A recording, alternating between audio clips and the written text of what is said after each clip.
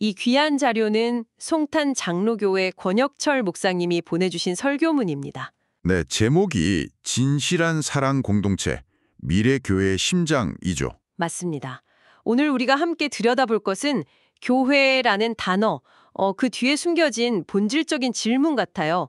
우리가 교회에 간다고 할 때 보통 뭘 떠올리시나요? 글쎄요, 아무래도 큰 건물이나 여러 프로그램들 그런 걸 먼저 생각하게 되죠. 그렇죠. 근데 이 설교문은 그게 아니라고, 진실한 사랑의 공동체야말로 교회의 진짜 심장이고 존재 이유라고 아주 힘주어 말하고 있습니다. 맞아요. 설교문은 마태복음 16장 그 예수님과 제자들의 대화에서 시작해서요. 예수님이 처음 생각하셨던 교회의 모습, 그 청사진을 보여주려고 합니다. 아, 그 유명한 장면이죠. 네. 그리고 그걸 초대교회의 모습과 비교하고 또 오늘날 우리 한국교회의 현실과도 이렇게 딱 대비시키면서 질문을 던지는 거죠. 우리가 뭘 잃어버렸나? 앞으로 뭘 붙잡아야 하나? 이런 것들이요. 와, 이거 정말 흥미로운데요. 우리가 그냥 교회 하면 생각하는 이미지랑 예수님이 내 교회를 세우겠다 하셨을 때 그 그림이랑 얼마나 다를까. 꽤 다를 수 있죠. 어쩌면 오늘 이 이야기가 교회를 다니시든 아니든 함께 모여 산다는 것 자체에 대해서 다시 한번 생각해 볼 기회가 될 수도 있겠네요. 자, 한번 깊이 들어가 볼까요? 좋습니다. 설교문이 우리를 먼저 데려가는 곳이 그 마태복음 16장의 가이사랴 빌립보잖아요. 네, 맞아요. 여기가 그 당시 로마 황제를 막 숭배하고 이방 신전들이 즐비했던, 그러니까 설상 권력과 문화의 딱 중심지 같은 곳이었죠. 그렇죠. 아주 상징적인 장소에서 예수님이 질문을 던지시는 거예요. 처음에는 사람들이 나를 누구라고 하느냐, 주변 시선을 물으셨다가 네. 그 다음엔 핵심으로 들어가죠. 너희는 나를 누구라고 하느냐. 제자들한테 직접 묻는 겁니다. 너희 믿음의 실체는 뭐냐 이거죠. 바로 그때 베드로가 그 유명한 고백을 하잖아요.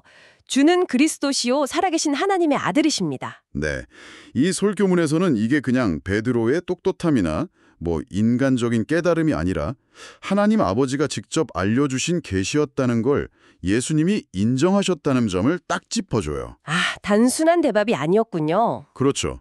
인간의 생각을 넘어선 선언이었던 거죠. 그리고 나서 예수님이 내가 이 반석 위에 내 교회를 세우겠다, 이 말씀을 하시는데 여기서 반석이 뭐냐? 이걸 엄청 논쟁이 많았잖아요. 맞아요. 교회 역사에서 계속된 논쟁이었죠. 가톨릭에서는 베드로라는 사람이다. 그래서 교황권의 근거가 된다. 이렇게 봤고 네. 또 어떤 쪽에서는 아니다. 베드로의 그 신앙 고백 내용이나 그 행위 자체가 반석이다. 이렇게 해석하기도 했고요. 그럼 이 설교문은 어떻게 보나요? 이 설교문은요. 그 논쟁을 좀 넘어서는 해석을 해요. 물론 베드로의 고백 중요하죠. 근데 반석, 그 헬라어로 페트라라고 하는 큰 바위는 베드로계인 그 페트로스라는 작은 돌멩이 이름이나 아니면 고백 그 자체를 넘어서서요. 네. 그 고백의 대상이신 예수 그리스도, 바로 그분 자신을 가리키는 걸로 보는 게 맞다. 이렇게 이야기합니다. 아, 예수님 자신이 반석이다. 네.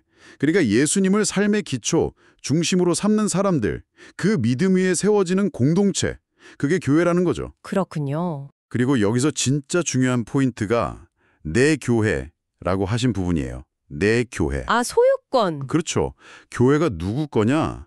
베드로 거냐? 목사 거냐? 어떤 교단 거냐? 아니라는 거죠. 오직 주님 거다. 이게 교회의 정체성이라는 걸 분명히 하신 겁니다. 주인이 예수님이라는 선포죠. 와, 그러니까 시작부터 교회는 건물이 아니었네요. 예수님을 주님으로 고백하는 사람들, 그 모임 자체. 네, 바로 그거죠. 근데 우리는 현실에서 너무 자연스럽게 교회 건물에 가고 교회 프로그램 참여한다고 하잖아요. 마치 서비스를 이용하듯이요. 맞아요. 설교문이 바로 그 지점을 짚어요. 우리가 혹시 교회를 쇼핑하듯이 대하는 종교 소비자가 된 거 아니냐? 아주 따끔하게 묻습니다. 종교 소비자. 좀 뜨끔한데요? 그렇죠. 예수님이 진짜 원하셨던 교회는 그런 껍데기가 아니었다는 거죠. 설교문에서 제시하는 교회의 본질적인 이미지가 한 3가지 정도 되는데요. 네, 어떤 건가요? 첫째는 하나님을 아버지로 같이 모시는 새로운 하늘 가족. 둘째는 그리스도가 머리고 우리는 각 지체인 유기적인 몸. 그리고 셋째는 성령이 우리 안에 거하시는 거룩한 성전. 가족, 몸, 성전. 다 살아있는 느낌이네요. 그렇죠. 전부 다 그냥 조직이나 건물이 아니라 살아 숨쉬고 관계 맺는 생명체라는 걸 보여주는 비유지예요. 근데 이런 본질적인 모습이랑 우리 현실 사이에는 확실히 좀 거리가 느껴질 때가 많은 것 같아요. 네, 설교문도 그 점을 지적하는데요. 특히 한국 교회가 때로는 목회자의 어떤 카리스마나 역량, 아니면 눈에 보이는 교회의 성장, 이런 데 너무 집중하는 경향이 있다는 거죠. 아, 외형적인 거요? 네. 심지어 교회를 그냥 자기 것처럼 자녀에게 물려주는 그 세습 문제까지 언급하면서 이게 과연 교회가 주님의 것인가, 아니면 인간의 어떤 욕망이나 성공의 도구가 된 건 아닌가, 이걸 아주 심각하게 돌아보게 만들어요. 내 교회가 아니라 나의 교회가 되어버린 건 아닌지. 정확합니다. 그런 현실을 꼬집는 거죠. 자, 이런 현실 진단 위에서 설교문이 초대교회 이야기를 꺼내는데 여기가 정말 놀랍더라고요. 그렇죠. 정말 대비가 되죠. 초대교회는 사실 지금 우리가 가진 걸 거의 아무것도 못 가졌잖아요. 뭐 번듯한 건물도 없었고. 조직도 없었고. 네, 심지어 신약 성경도 다 완성되기 전이었고 전문 목회자도 없었는데 근데 어떻게 그 모진 핍박 속에서 300년 넘게 막 폭발적으로 성장했을까요? 로마를 뒤흔들 정도로. 정말 미스테리 같죠. 무슨 특별한 전략이 있었던 것도 아닌데. 네, 그 비결이 뭘까요? 설교문은 다른 데 비결이 있었던 게 아니라고 말해요. 그냥 그들이 자기 자신들을 어떻게 생각했고 그걸 어떻게 삶으로 살았느냐, 거기에 있었다는 거죠. 자기 인식과 삶. 네. 스스로를 그냥 종교 집단이 아니라 정말 문자 그대로 그리스도의 몸이고 성령이 사는 성전이고 피를 나눈 것보다 더 진한 하나님의 가족을 여겼다는 거예요. 진지하게요. 그게 그냥 구호가 아니라 실제 삶이었다. 네, 아주 강력한 증거들이 남아있죠. 예를 들어 3세기 중반에 알렉산드리아에 엄청난 역병이 돌았을 때 그 디오니시우스 감독의 기록을 보면요. 네. 우리 형제들 대부분은 정말 넘치는 사랑으로 서로를 돌봤다. 자기 몸을 아끼지 않고 위험을 무릅쓰고 병자들을 찾아가 섬기고 돌봤다. 심지어 다른 사람들을 돌보다가 그 병이 자기한테 옮는 것도 기꺼이 받아들였고 그 고통을 즐거이 짊어졌다는 거예요. 와, 자기 목숨을 걸고. 네. 많은 사람들이 그렇게 다른 사람 간호하다가 자기가 죽음을 맞았다는 기록까지 있어요. 죽음보다 강한 사랑이었던 거죠. 이건 정말 대단하네요. 그리고 이게 교회 안에서만 그런 게 아니었어요. 기독교를 엄청 박해했던 그 율리아누스 황제 있잖아요. 배교자 율리안. 네네. 그 황제조차도 이교도 대사제에게 편지를 쓰면서 막 한탄을 했다는 거예요. 아니, 저 불경한 갈릴리 놈들, 그리스도인들이 자기네 가난한 사람들뿐만 아니라 우리 쪽 가난한 사람들까지 다 돌보고 있다. 이거 정말 부끄러운 일 아니냐? 이렇게요. 와, 적이었던 황제의 입에서도 그런 말이 나올 정도면. 네, 그들의 사랑과 선행이 너무나 명백하게 보였던 거죠. 2세기 교부 터툴리안도 이방인들이 그리스도인들을 보면서 보라, 저들이 서로 얼마나 사랑하는가, 서로를 위해 죽을 각오까지 되어 있구나, 이렇게 말했다고 기록했고요.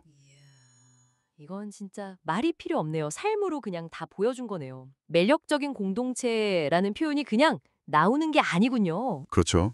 그 공동체 자체가 사람들을 막 끌어당기는 힘이었던 거죠. 사회학자 로드니 스타크가 추정한 것처럼 매 10년마다 40%씩 성장했다는 거, 이거 정말 놀라운 거거든요. 프로그램이 아니라 그냥 사랑하는 공동체 그 자체가 최고의 전도였던 거죠. 10년에 40% 성장이라니. 네. 그리고 또 하나 주목할 점이 그들의 윤리적인 탁월함이에요. 윤리적인 탁월함? 네.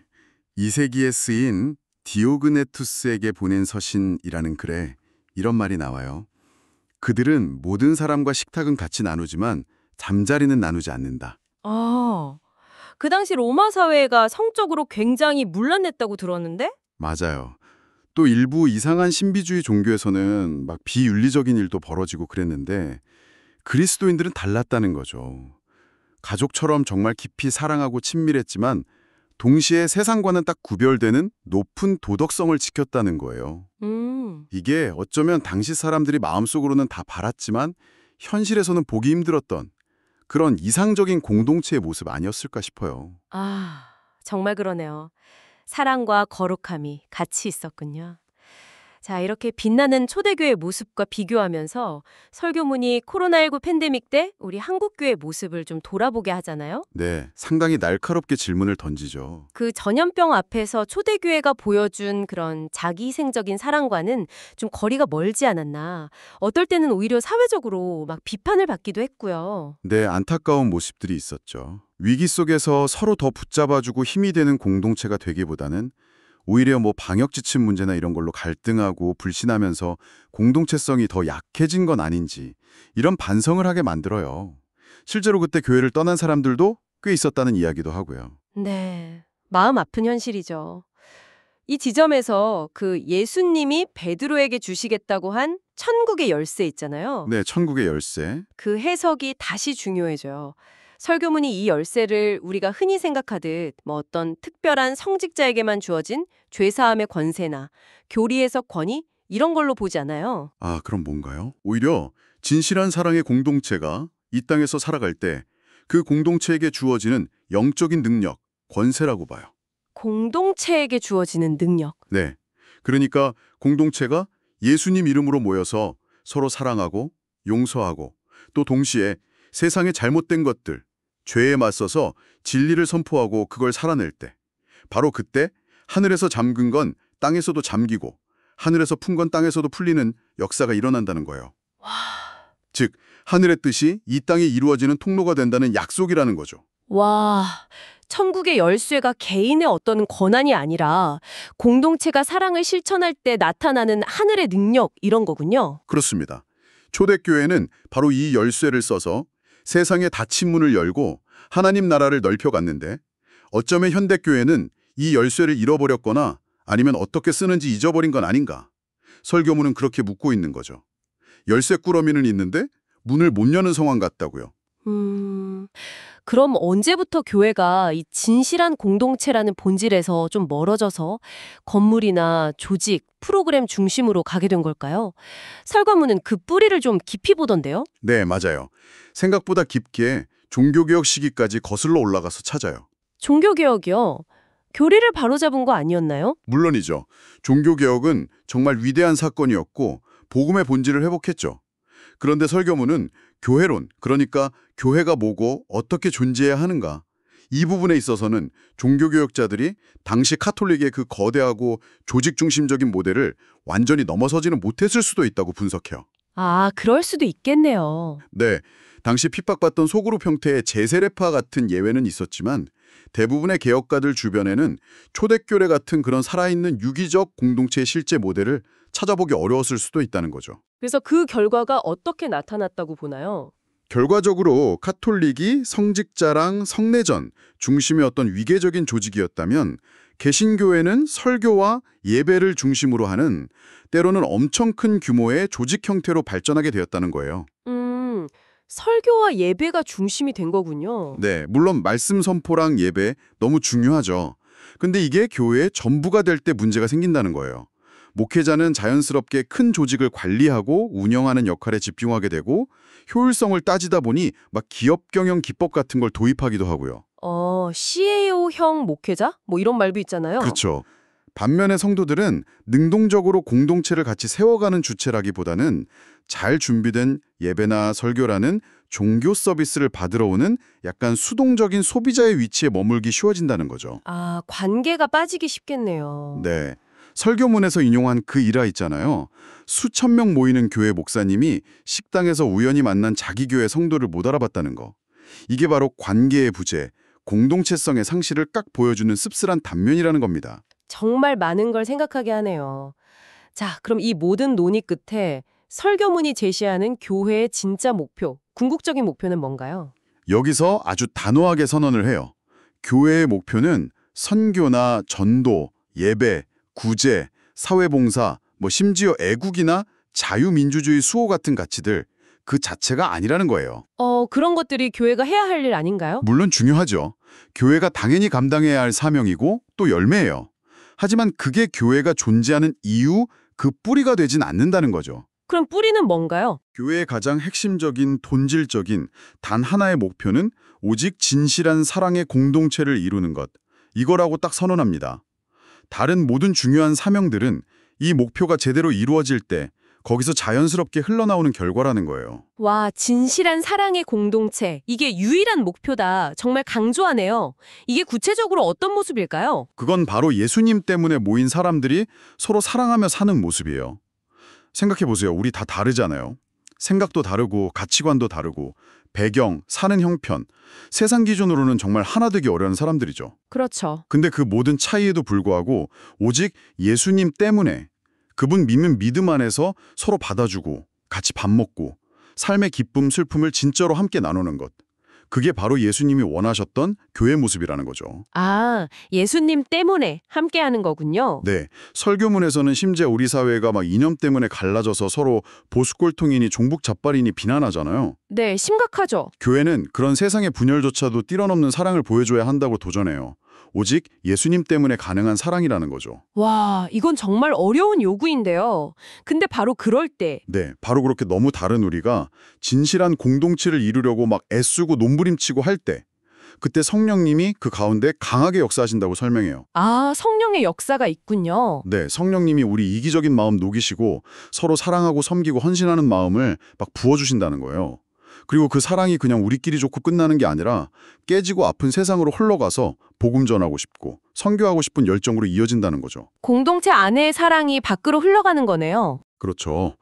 이렇게 진실한 사랑의 공동체가 세워질 때 비로소 이 땅에 하나님 나라가 임하는 천국 문이 열리게 된다. 이런 소망을 제시합니다. 이게 교회가 진짜 추구해야 할 부흥이고 비전이라는 거죠. 설교하신 권혁철 목사님 본인도 35년 목회하면서 이런 완벽한 공동체를 아직 못 만났고 또 직접 개척한 교회도 아직 부족하다고 솔직하게 고백하시더라고요. 네, 그 고백이 참 진솔하게 다가왔어요. 그 과정에서 막 상처받고 실망하고 지칠 때도 있었다고요. 근데 중요한 건 완벽하게 도달했냐 이게 아니라 진실한 사랑의 공동체라는 그 방향으로 지금도 계속 가고 있다는 믿음, 그 과정 자체가 중요하다 이렇게 강조하시더라고요. 맞아요. 포기하지 않는 과정이 중요한 거죠. 그리고 교회 안에 작은 소그룹, 쌤 모임 같은 데서 성도들이 서로 삶 나누고 기도하고 헌신하는 그런 작은 모습들 속에서 희망을 본다고도 하셨고요. 그래서 설교문이 내리는 결론은 아주 분명합니다. 미래교회가 세상에서 빛과 소금으로 살아남을 수 있는 유일한 길은 더 크고 화려한 건물이 아니라 바로 이 진실한 사랑의 공동체라는 본질을 회복하는 데 있다. 이거죠. 네, 본질 회복. 주님이 진짜 주인이 되는 공동체, 지옥의 권세도 이길 수 없는 그런 공동체를 세우는 것. 그러려면 리더십부터 바뀌어야 한다는 거예요. 목회자는 그냥 조직 잘 관리하고 설교 잘하는 사람, 이걸 넘어서서 성도 한 사람 한 사람 영혼을 돌보고 그들이 서로 사랑 안에서 깊이 연결되도록 돕는 사랑의 목자, 관계의 전문가가 되어야 한다는 거죠. 관계 전문가. 네, 설교도 그냥 지식 전달이 아니라 우리가 어떻게 삶 속에서 이 진실한 공동체를 만들어갈 수 있을지 그 구체적인 방향을 제시하고 격려하는 데 초점을 맞춰야 한다고 제안하고요. 이건 목회자만의 이야기는 아니겠네요. 우리 모두에게 해당되는 거겠죠? 당연하죠. 우리 모두의 인식과 태도가 바뀌어야 해요.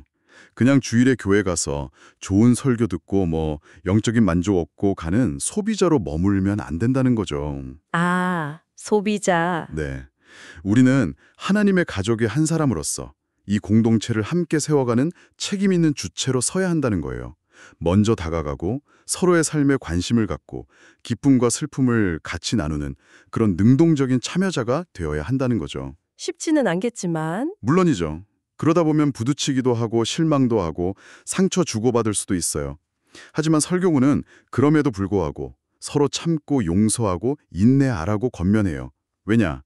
이 교회는 내 만족을 위한 곳이 아니라 주님의 교회니까.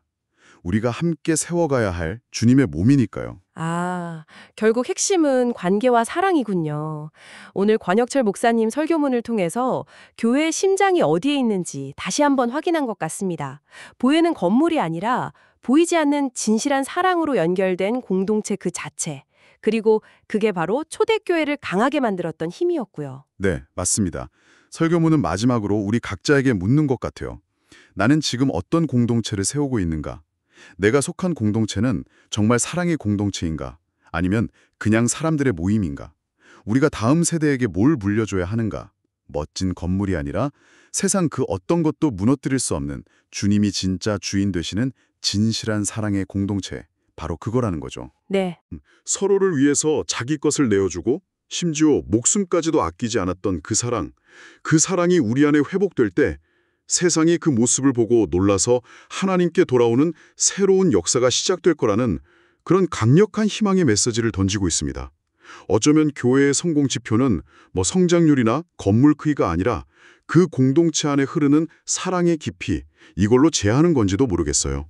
사랑의 깊이. 오늘 설교 말씀을 다시 한번 곱씹어 보면서 지금 당신이 관계 맺고 있는 공동체 혹은 마음속으로 그리는 이상적인 공동체의 모습을 한번 그려보시면 어떨까요?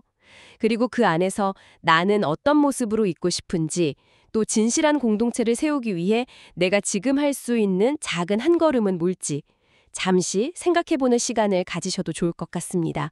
거창하지 않아도 괜찮습니다. 진실한 공동체를 향한 여정은 바로 우리 각자의 마음과 삶의 자리에서 시작되는 것이니까요.